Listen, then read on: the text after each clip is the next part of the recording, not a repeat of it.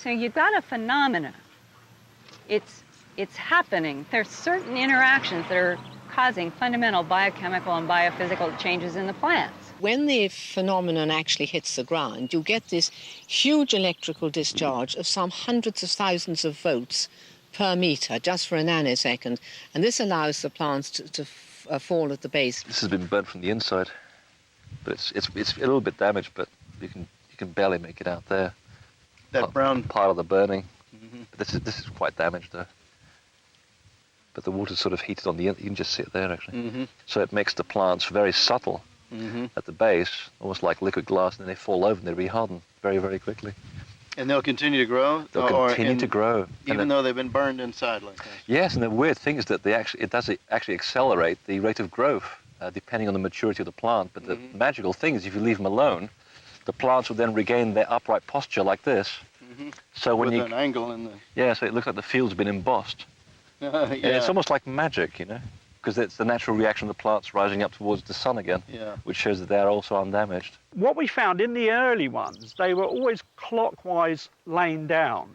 Having said that, there was quite a lot of weaving. Now, when I say weaving, the stalks were interwoven across, you know, so it wasn't as if somebody had walked around with a plank. One of the really interesting features of the lie of these plants, which is better visible in slanted light, is the interlacing. You'll notice that these stalks overlie these. This is not something that one could do by a treading board with a couple of ropes. This was done by some enormous force which not only interlaced the lie of these plants, but flattened them absolutely. Well, crop circles appear in all kinds of receiving material. They've appeared in rice paddies, where you have a section of plants which are all just flattened in rings, and yet the actual... On the base of water. Yes, and the water's actually been displaced in the field, which matches the exact cubic spacing of the actual size of the crop circle, which is interesting. Yeah. They've appeared in snow, in ice, they've appeared in sorghum, they've appeared in wheat, in sugarcane, they've appeared in beet, in potatoes. The formations in Japan, you could have plucked out of an English wheat field, but they were in wet rice paddies. And there were formations in the dry fields of Australia, which is a completely other hemisphere and another season. And they were similar, and Canada and so forth. And then as people start to take more interest, they suddenly develop into more complex shapes, just like they have in England. It was only in around about the 1980s when they developed from simple circles into pictograms, into the petroglyphs, if you like. We happened to be driving past the little formation in Morsted. It was just what we used to call a dumbbell in those days, 2 circles with a linking shaft. And I was with my sister and a friend, and she's a guinea pig with the London Teaching Hospital. So I said to Maggie, "Come and sit here, Maggie." And the moment she sat down, she said, "Oh, wow, I feel marvellous," she said. "I'd like to stay here forever." And about 20 minutes later, I came back, and there she was, lying flat on her back. And she said, "Look at me," because she said, "Don't you realise I haven't been able to lie flat on my back for 15 years?" A lot of women were reporting abnormal and postmenopausal bleeding. So I said, right, this is obviously some hormone stimulation. And what we were finding particularly is that the thyroid is affected, and then the adrenals, they're being affected. So really, we are now into the area of studying endocrinology, and this is a vitally important area of research because our whole well-being depends on the balance of our endocrine system. Greg Braden actually touched on the issue of DNA and crop circles a long time ago in 1992, and I sort of took that a little bit further. I was very much influenced by his work, and because he comes from a biological angle, I don't have that background. I just approach it as a child, wanting to learn a bit more. And it seems as if there are parts of the human DNA, he found, which aren't coded for protein. Now, God, or whoever is creating all of us, doesn't usually do things and leave things out for no reason. It's almost as if there's a part of our DNA which is waiting to be triggered and programmed for future use, almost as if this is part of an evolution. If we actually took blood samples or DNA samples of people who go into these things, we'd see something that would change at a molecular level in people too, just as we know they change the plant's molecular structure too, under the microscope. So there is a little bit of evidence to show that there is something in our body that is ready to be coded or changed, assuming that the right frequency can come in and click that little code that will alter things and open things up to new possibilities. It's definitely there. Can you see how the crop's been laid in a wave like this? Yeah, it's a wave, yeah. See? Yeah. Now, anybody who's going to do this in a plank, they're going to go straight, aren't they? Right. They're just going to say, well, to hell with this. We've marked out the edge of the design. We're going to go straight. It mirrors the function of natural principles where everything works in waves, doesn't it? Yeah. Spirals. Mm-hmm. Our experience is showing us that a percentage, and it varies every year, is certainly made by people. We've actually seen them doing it, and we've watched all of the known hoaxers in southern England make crop circles and examined their work immediately afterwards. So, and it is pretty trashy, and it actually looks like it's been smashed down with a piece of wood. You know, it's not hard to see. A plank of wood leaves glaring marks on laid crop. You know, it's as simple as that. And the other interesting thing is that most genuine crop circles, the center is not right at the center, which makes it kind of interesting, because if you're going to try and fake something, you want a pole and you want a string and you go around in a circle. But the thing about the genuine crop circles, they're always off center. And they start off as a spiral, and the spiral eventually creates a circular shape, but that circular shape is an illusion because it's actually slightly elliptical. Yes. Anywhere between 8 inches to about 28 feet in an ellipse. And if you ever tried to draw an ellipse on paper, I mean, that's very difficult to begin with, let alone on a field in the middle of the night. A proportion we cannot explain. You know, for instance, Stonehenge formation here in the poster, 4th of July, that arrived down there at Stonehenge, and we were pretty much the first ones in there. It'd been raining for a week before that happened, and when we went in there, we examined it really, really closely. We couldn't, apart from ours, we couldn't find a single footprint. No mud, no broken plants, no creases on the crop from boards. It's you know, that's one, like many others each year, is a major enigma to us, unless of course these guys are levitating. And usually with hoaxes, they actually delineate the pattern with a very thin line around, and then they backfill. Oh, I see. They put a string out and... Yeah, they'll mark it with their feet or something, like an edge, see, and then they'll backfill everything. It's almost like a child learning to draw in a way, you know? They'll do the outline and then they'll fill everything in. Yeah. And that's one way you can tell man-made ones. We've actually seen them make them just for our own research, to see how people could be able to do it. Myself and Francis, we've slept in a formation, woken up at 6 o'clock in the morning with a 400-foot formation right next to us in the same field. You know, we had our dog with us, who's a sensitive farm collie, goes nuts if he hears a rabbit 100 yards off, and the dog slept right through the whole thing. For those of us who were studying crop formations early on, especially in my case, I was working with the biophysicist W.C. Levengood in the United States, like around 93, 94. And we knew that we were finding things that no one with boards, feet, string, stomper boards are going to create.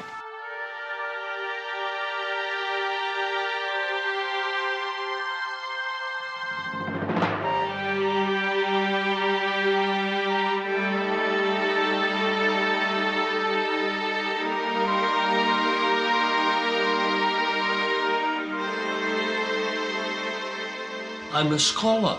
I'm an expert, you know?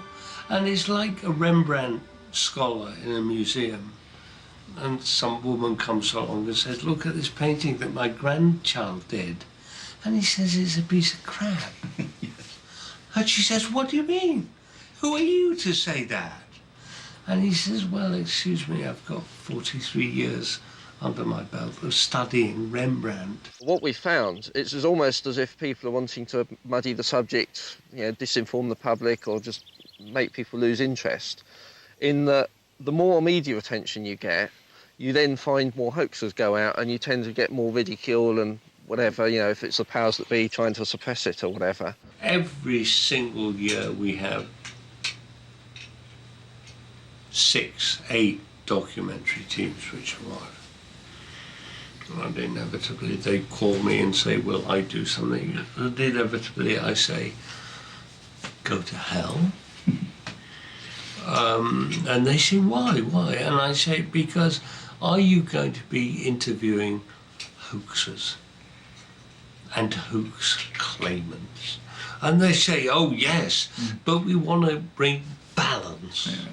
And I say, this is the equivalent of interviewing a doctor who's developed a new technique for heart bypass surgery and saying we must have balance.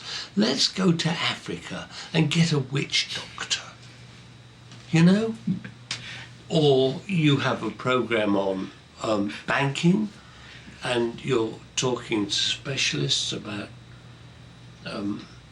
new banking technologies, and the dumb documentary maker says, hey, we need balance, let's get a bank robber. You know?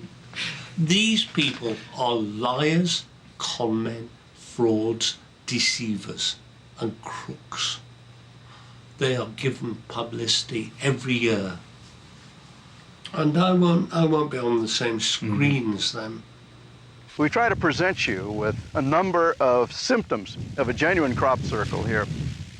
No matter what you hear in the press, no matter what the efforts on the part of established thinking may be to divert any specific conclusions about where they come from or what they really are. One of the interesting things that seems to happen each year, we have a certain formation, and then I'll get some scientific data which virtually ties in with that shape.